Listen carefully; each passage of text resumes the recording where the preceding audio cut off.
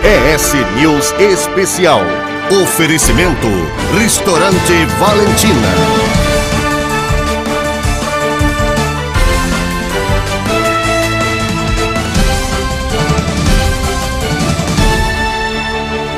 O ES News está no ar e vai mostrar para você os desafios dos prefeitos em 2015.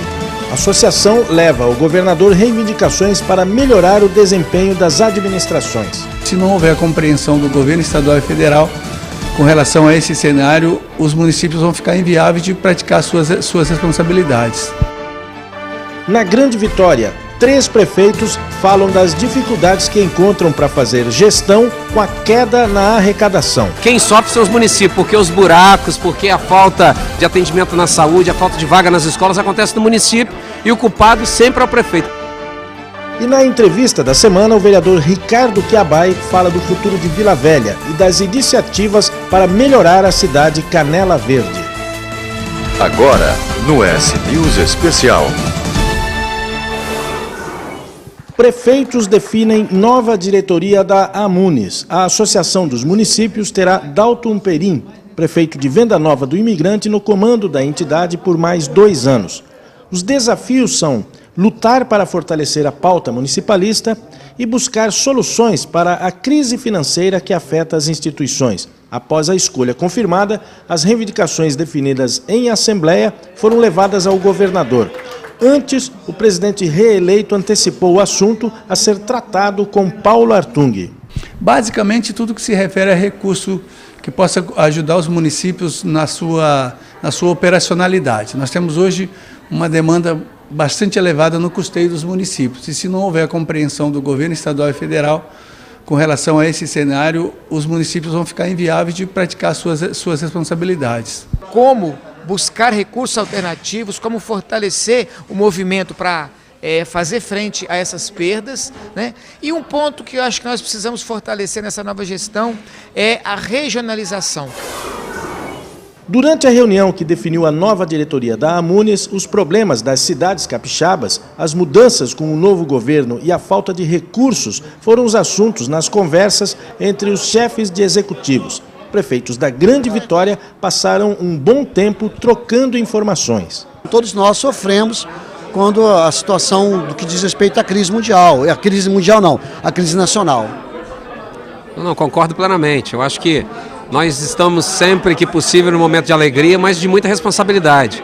Se a gente não conduzir o momento que a gente vive no Espírito Santo com bastante responsabilidade, com coerência, mas também com alegria, a gente não vai conseguir tocar porque a gente está trabalhando com pouquíssimo recurso, a crise é em nível nacional, a crise é em nível estadual e quem sofre são os municípios, porque os buracos, porque a falta de atendimento na saúde, a falta de vaga nas escolas acontece no município e o culpado sempre é o prefeito. Por isso que a gente, mesmo com alegria, nós temos as nossas responsabilidades e estamos aqui compartilhando isso. O que refletir nesse momento, prefeito? Concordo com relação à crise. O município é o elo mais fraco na federação hoje e é onde as pessoas vivem, é onde as pessoas estudam, trabalham, enfim, onde estão os problemas e onde as pessoas querem ver as soluções. Mas a questão de recurso, o Pacto Federativo do jeito que está posto hoje, nos prejudica muito, muito. A concentração nas mãos de um ente federado só, no caso da União, acaba não nos atendendo a contento. Mas, independente disso, nós estamos unidos no enfrentamento dessa situação. Fizemos nosso dever de casa, então, mesmo com a crise, a gente está conseguindo atender as demandas da população, cortando onde pode cortar, investindo onde podemos investir e otimistas para, assim que passar essa crise, a gente torce para que passe rapidamente, a gente volte a dar à população aquilo que ela merece em relação aos impostos que elas colocam à disposição para a gente administrar. Muito bem, nosso entrevistado dessa semana é o vereador Ricardo Chiabai. Ele é arquiteto, militante há muito tempo na política, conhece muito de política e vem conversar com a gente um pouco a respeito de alguns assuntos, como, por exemplo, o momento que o país vive, as manifestações. Tudo bem, Ricardo? Tudo bem. Me permita chamá-lo assim com essa intimidade toda, acho que você é mais novo até do que eu, né? Então vamos Fica lá. à vontade. Você foi nas últimas manifestações lá na Praça do Papa? Sim, participei. Você é daquela turma que atravessou a ponte, é? Com certeza, e inclusive levei meu filho de 17 anos, o Tiago, né? O Tiago agora passou na universidade, agora está estudando Direito, e ele está começando a despertar nele essa consciência política, né? Então eu achei um momento muito importante, muito interessante para estar levando o Tiago, participamos, fomos a pé, atravessamos a ponte e voltamos. E estaremos novamente lá agora dia 12 de abril, né? Eu acho interessante e queria ouvi-lo a respeito disso. Independentemente do motivo da manifestação, você acha importante para um jovem participar desse tipo de atividade, estar presente, conhecer um pouco, não dos motivos, mas ser parte de uma mobilização? Claro, com certeza. Até para ele ter noção da importância, desde jovem, desde novo, da importância de estar desenvolvendo essa questão da cidadania, né? De participar de tudo aquilo que é importante, né, para o seu país, para a sua cidade. É fundamental, fundamental. E o que te levou a participar dessa manifestação lá na Praça do Papa? Giovanni, eu estava muito angustiado porque, de uma maneira geral, eu vi que a classe política ela não quis se envolver muito nesse movimento, nesse primeiro momento, né? Estava com um certo receio e eu achei que, em função do que a gente defende, em função do que a gente defende no nosso mandato, que eu tinha que estar participando efetivamente. Né? Para você ter uma ideia, na Câmara de Vila Velha, até onde eu sei, né, apenas 2 vereadores foram para as ruas, né? Não, nada contra quem não foi, né? Mas talvez alguns políticos ainda estão com um pouco de receio, que tipo de reação a própria população pode ter quando vê um político na rua, já que o político está sendo também muito questionado nesses movimentos, né? Quer dizer, a reação da população, muito embora tenha chamado muita atenção as falas contra a presidente Dilma, pela prisão de corruptos, o fim da impunidade e tudo mais, mas ela foi, de certa forma, um recado para toda a classe política? Com certeza. Ali ficou claro a demonstração, entre outras coisas, a demonstração da própria sociedade com essa crise de representatividade política que a gente tem hoje no país.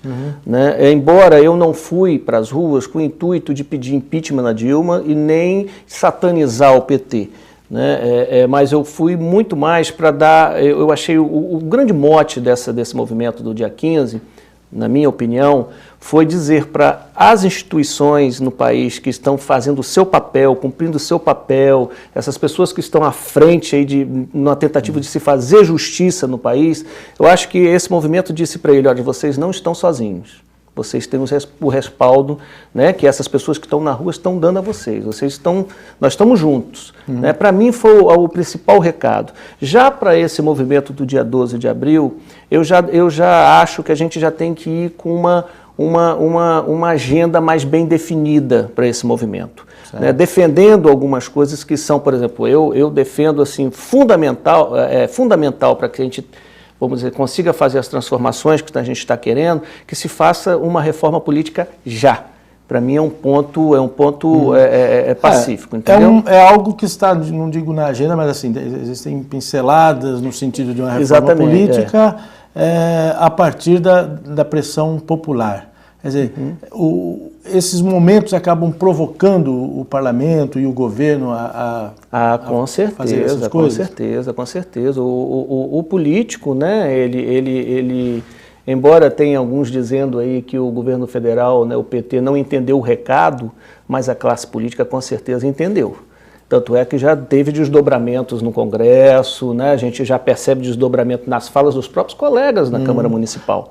Né? Quer dizer, o momento emocional influencia as decisões políticas. Com certeza. Agora, te preocupa, por exemplo, a pressão que há no sentido da redução da maioridade penal? Você é a favor ou contra a redução? Olha só, eu na verdade, para emitir uma opinião, né, definitiva, eu precisava estudar um pouco mais. Eu confesso que eu não tenho acompanhado muito bem essa questão, né, que está mais em Brasília, né, mais a nível nacional. Eu acho que tem que haver punição, sim, né, independente da idade. né? Mas eu acho que não pode ser uma coisa assim generalizada. Não pode, eu acho que tem que se estudar mais, tem que se pensar mais. Porque né? as informações estão vindo agora esclarecer alguns pontos a respeito da punição a menores e mostrando o risco que pode ser colocar um menor junto com um adulto na mesma prisão. Exatamente. Dizer, então, o que pode vir por aí seria um meio termo entre essas duas coisas? E não é só isso. Será que está se pensando nas consequências do ponto de vista, por exemplo, nosso sistema prisional aí é um caos, já com a realidade que está aí. Agora, você imagina se você acrescenta esse sistema prisional mais, principalmente se tratando de jovens, né? Como é que vai ficar isso? Existe uma política no sentido de se preparar para essa nova, se isso se tornar lei, né? Do ponto de vista de espaço físico, de política mesmo, voltada para essa nova situação? Né? Outra coisa que se fala muito é que, uma vez reduzindo para 16 anos a maioridade penal, o crime vai começar a recrutar gente com menos de 16. Se reduzir para 14, vai recrutar gente com menos de 14. Tem esse outro risco aí. Isso já acontece, né? Pode até acentuar, né? Mas tem uma alternativa que eu estou achando interessante, que é você aumentar a punição para maiores de idade que tenham praticado crime acompanhados de menores de idade. Sim, são coisas que interessante, muito interessante. Eu estou transformando o Ricardo Quiabay aqui já em deputado federal. Eu estou perguntando coisas para ele, mas obrigado, como uma pessoa esclarecida, a gente quer ouvir sua opinião a respeito desses momentos. Quer dizer que na próxima manifestação você vai estar lá. Estarei presente, com certeza, novamente com meu filho. Bacana. Outra coisa, Ricardo, Vila Velha, você como vereador de Vila Velha, como é que você analisa a situação do município hoje? Vila Velha, eu costumo dizer que Vila Velha já há alguns anos, ela tem tentado sair da condição, que a gente é um título que Vila Velha carrega já há algum tempo, de cidade dormitório. Né? Eu acho que avançou um pouco nesses últimos anos, tem umas situações como, vou dar um exemplo aqui, Vila Velha, ela não tinha condições de receber um empreendedor, uma empresa na cidade, porque ela não tinha sequer salas corporativas, não tinha prédios, edifícios de salas comerciais. Existia um déficit enorme. Isso é uma coisa que parece que já foi resolvida. Né? Agora precisa buscar atrativos para que esse empreendedor venha para a cidade, porque nós temos um problema sério de receita em Vila Velha. Né? Por isso eu acredito esse título de cidade dormitório. Né, porque a receita vai gerar, principalmente receita proveniente de ISS, que é um imposto direto para o município. Isso vai gerar uma condição para o município que possa, aí sim, reverter em benefícios para a cidade como um todo. Né? Eu acho que se não resolver esse problema estrutural, básico, fica muito difícil a gente conseguir dar vamos dizer assim, um upgrade aí na cidade. Né? Quer dizer, uma cidade com quase 500 mil habitantes, e que arrecada talvez muito menos do que metade do que a Vitória, que tem quase 100 mil habitantes a menos do que... Vila Velha tem um aspecto seguinte, Vila Velha tem um território 3 vezes maior do que Vitória, já que você fez essa comparação, 3 vezes maior do que Vitória. Vila Velha tem 100 mil habitantes a mais, aproximadamente, do que Vitória, porém tem quase 1 bilhão a menos de orçamento. Então, olha só como é que o desafio aqui é um desafio muito maior. Né? E não é municipal, o que é pior, né? Porque existe um dever de casa do município, com certeza, e que ao longo dos anos tem sido um pecado, digamos assim. Mas, por outro lado, existe uma lógica nessa distribuição de impostos no Brasil que prejudica muito alguns municípios, como é o caso de Vila Velha, Cariacica, Cachoeiro, Colatina, enfim, e beneficia municípios que têm grandes plantas industriais, como é o caso de Serra, Aracruz, e outros que dependem do petróleo, como é o caso de Anchieta, e outros. Acho que é isso que precisa mudar? Com certeza. O pacto precisa ser revisto? Precisa ser revisto. Né? Essa relação, eu não sei números precisos, mas essa coisa, os impostos que a gente paga, né, 70% ficar para o governo federal, em torno de 20 e poucos por cento, 19% com o Estado, e em torno de 7, é isso? 7, 8%? Não, no máximo 12, 13% para o município. A gente fica com a gorjeta, né? Exatamente. Né? E municipalizando tudo, você municipaliza o trânsito, municipaliza a educação, né? Municipaliza tudo, quer dizer, você passa os encargos, mas não passa os recursos, né? Exatamente. E aí complica. Bom, eu estou conversando com o vereador Ricardo Chiabai, a gente continua essa conversa daqui a pouco, depois do intervalo.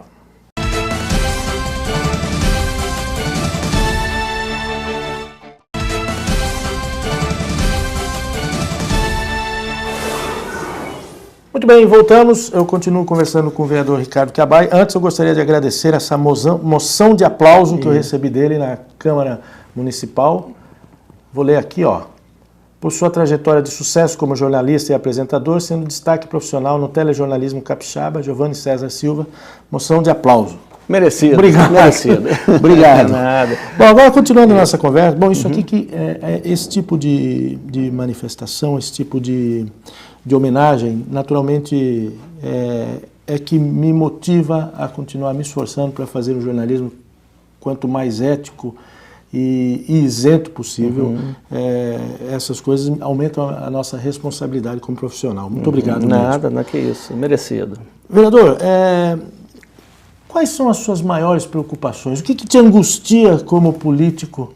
O que você fala, poxa, eu gostaria de ter um jeito de resolver essa situação? Se você tivesse como resolver alguma coisa, seria o que essa? Infelizmente, eu falo isso não, obviamente, que quando eu me refiro muitas vezes à Constituição de 88, que limitou, né, a Constituinte, né, me limitou muito às atribuições do Legislativo. Então, isso é uma dificuldade que, inclusive, eu tenho manifestado na Câmara a respeito, porque hoje o Executivo, em alguns aspectos, ele assume, ele às vezes, ele legisla mais do que o próprio Legislativo. Quer dizer, o prefeito, muitas vezes a gente recebe mais projetos de lei na Câmara de iniciativa do prefeito do que propriamente do vereador. Sim. Mas é porque o vereador não está trabalhando? Não, está trabalhando muito. O problema é que a Constituição limitou muito. Então, tudo que gera despesa para o Executivo ou uma interferência maior um pouquinho na administração, né, do município é visto como um vício de iniciativa. E isso tem nos dificultado muito. Né? Como o município passa por um problema, uma crise também, as demandas, o vereador é quem faz a interlocução entre a comunidade, a sociedade, né, e o Executivo. Se o Executivo está tendo dificuldade de dar respostas para a comunidade, né, o vereador também sofre com essa situação. Então, assim, eu tenho procurado com o nosso mandato buscar propostas de lei, a nossa movimentação mesmo de mandato, no sentido de tentar contribuir para que Vila Velha seja uma cidade para todos. Né? Então eu trabalho muito na área de acessibilidade, aí eu posso citar o projeto hoje é lei de nossa autoria, o Calçada Legal, né? Que trabalha muito essa questão da acessibilidade nas calçadas da cidade. Posso citar demais aí de inclusão social, o Praia Legal, né, que é o banho de mar assistido, considerado um modelo, uma referência a nível nacional. Então, é a contribuição que a gente tem dado à cidade de Vila Velha, o nosso mandato tem dado à cidade de Vila Velha, no intuito assim, de tornar a cidade mais atrativa, receptiva e acessível mesmo, né, para todos. Né? Quer dizer, Vila Velha responde bem a essas iniciativas? A população ela é participativa, ela é exigente? Qual é o perfil do cidadão, do eleitor, do contribuinte Canela Verde? Giovanni, essa pergunta é interessante porque é uma outra crítica que às vezes eu faço. Né? A sociedade, ela ainda, esses movimentos, né, que você citou antes, né, do dia 15, agora previsto para o dia 12, isso é muito importante também porque desenvolve também na sociedade, vamos dizer assim, o papel que também ela deve ter, que é o papel de participar mais. Porque muitas vezes a gente defende algumas coisas para a cidade, mas a gente se sente muito sozinho. Sim. Porque a participação popular, o munícipe, muitas vezes, o cidadão, ele transfere um problema para o político, para o vereador, né, no meu caso, e achando que a solução do problema dele está ali. E, na verdade, não está. A solução não está só no... A solução, desculpe te interromper, a solução está nele passar essas preocupações para os políticos, para o vereador, para o prefeito, enfim, mas continuar participando. Mas continuar participando, contribuindo, juntos. Eu costumo brincar, né? Eu vou dizer assim, olha, tudo bem, eu vou, mas nós vamos quebrar a cabeça juntos, nós vamos resolver isso juntos. Né? Porque não existe essa coisa de transferir e achar que o problema está resolvido. Né? Nós temos que, vamos dizer assim, lutar pelas coisas que são de interesse público, de interesse da cidade, juntos. Qual a sua preocupação com a cidade no futuro? Para onde vai Vila Velha? Pois essa é uma pergunta que eu ainda... Você quer que eu coloque alguns itens nessa história? Pois não. Bom, para onde vai Vila Velha que eu digo? Porque é uma cidade com uma população enorme, dentro de uma região metropolitana, com potencial para o turismo, que, ao meu ver, está muito longe de explorar esse potencial de maneira economicamente interessante. Então, são essas as pinceladas para você comentar. Você citou o turismo, que é uma preocupação também do nosso mandato. É muito comum as pessoas falarem, mas o Vila Velha tem um potencial para turismo. Tudo bem, tem um potencial. O que você chama de potencial para o turismo? Bom, nós temos o Convento da Penha, nós temos as praias, mas a Vila Velha precisa construir a vocação.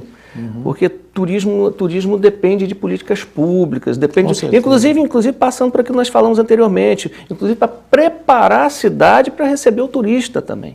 Com certeza. Porque senão ele não vem. Se ele não tiver rede hoteleira, se ele não tiver acessibilidade nas ruas, nas calçadas, se a cidade não estiver preparada, ele não vem. Ou então vem e não volta mais. Né? Quer dizer, você vai numa cidade como Itacaré, por exemplo, que há 10, 15 anos atrás praticamente não existia em termos de estrutura para o turismo. Você vai e tem as belas praias, que Vila Velha também tem, mas você vê empresários, e todos microempresários, com uma capacitação, com a mentalidade, a mente preparada, com aceitação, sabendo receber, você percebe que a cidade tem uma sintonia.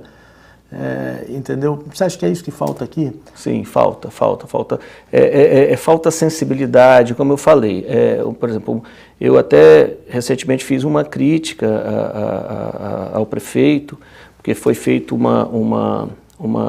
mexeram na estrutura, né, de organograma da prefeitura, e me causou surpresa quando nessa mexida que teve nas secretarias, a palavra turismo saiu do organograma. Né? Então, talvez por uma falta de uma sensibilidade maior, né, ou por entender que, né, o turismo é uma das principais fontes de renda em alguns países no mundo, principalmente na Europa. Talvez fosse a melhor opção para Vila Velha, mas como eu já falei, para isso isso tem que estar bem explícito, isso tem que estar, vamos dizer assim, no programa de governo, no planejamento, né? Você tem que criar condições para isso. Porque ficar com o discurso, não, mas Vila Velha é uma cidade turística, mas o turismo tem que trazer renda, né? Tem que trazer renda para o município.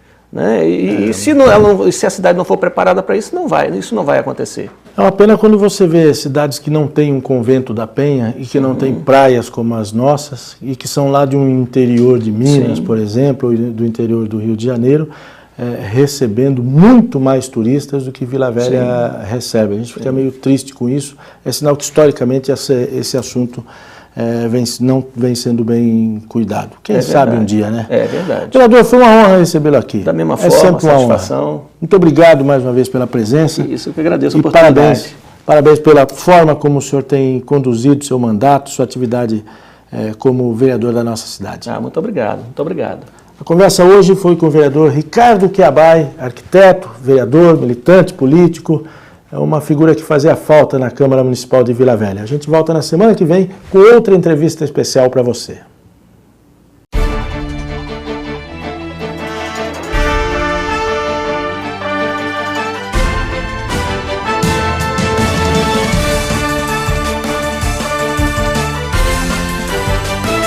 ES News Especial. Oferecimento Restaurante Valentina. Vamos à agenda cultural com os filmes em cartaz nesse feriadão. Insurgente continua nas salas do Cine System. Recomendado para maiores de 14 anos, a ação está sendo exibida em 3 horários.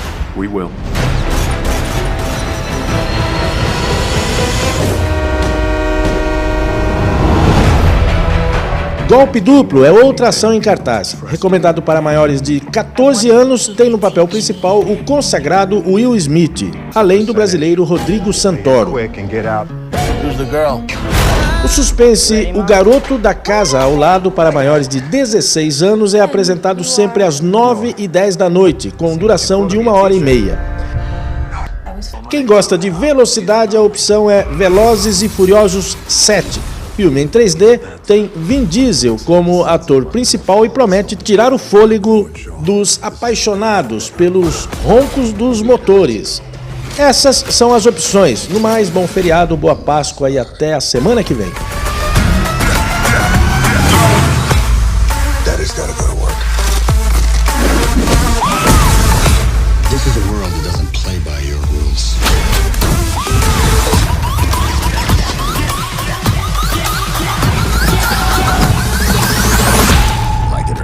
You and your friends are a part of it now. I don't have friends. I got family.